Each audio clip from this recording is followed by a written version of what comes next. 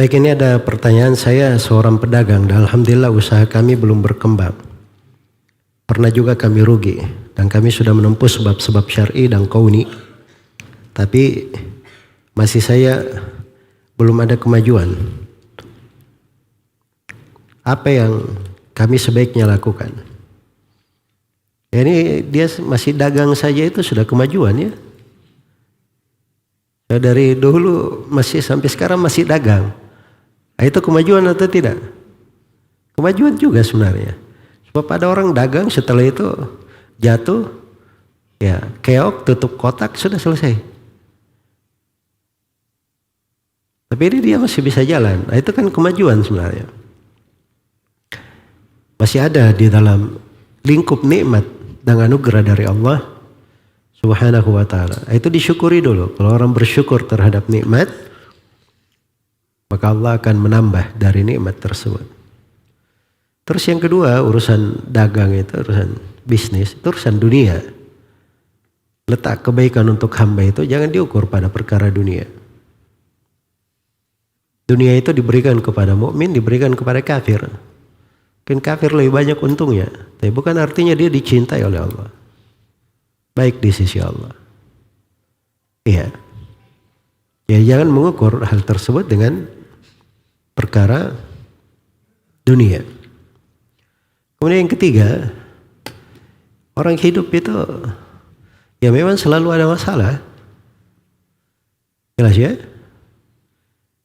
Tapi semuanya jalur ibadah. Sisa dia pandai aja melihat, oh mungkin saya dipilihkan oleh Allah, ini jalan saya. Saya bisnisnya begini-begini saja, tetap jalan tapi biasa-biasa saja. Ya mungkin Allah bukakan untuk dia di situ pintu qanaah, pintu sabar. Hah? Kan begitu. Mungkin kalau dia diberi keuntungan banyak, dia jadi lupa diri. Ada orang yang kalau sudah untungnya sudah besar, subhanallah, ya lupa diri. Ada yang malah kadang dapat rezeki banyak sekali, itu bukan lupa diri lagi. Bukan daratan aja dia lupa, lautan juga dia lupa. Ya, kadang ada yang seperti itu. Itu beraneka ragam kondisi manusia.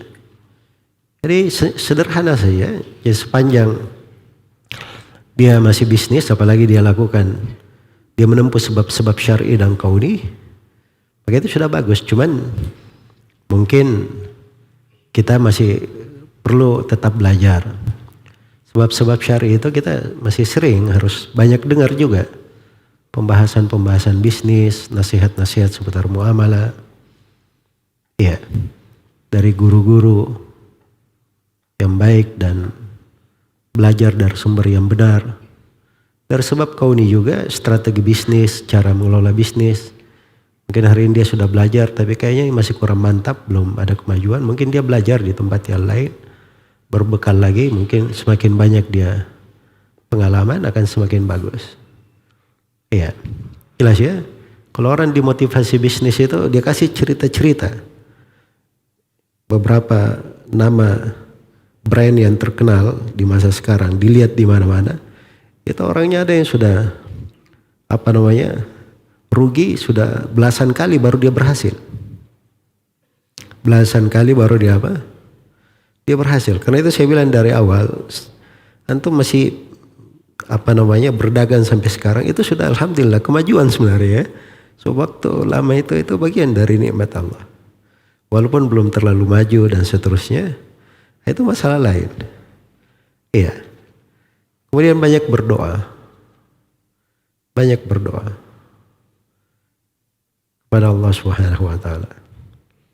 Itu ada dua doa bagus itu. Ini banyak orang yang lalai di situ. Para pebisnis khususnya. Orang yang berusaha. Itu Nabi Musa alaihissalam ketika beliau lari dari Mesir. Karena beliau tinju seorang kitbi. Ya, tidak sengaja mati kitbinya.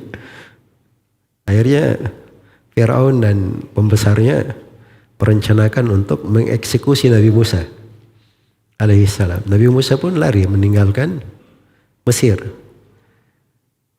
Dikatakan dalam Al-Quran, walamma tawajjaha ila Madyan, qala asa rabbi ayyahdiyani sawa sabil. Itu doa yang pertama.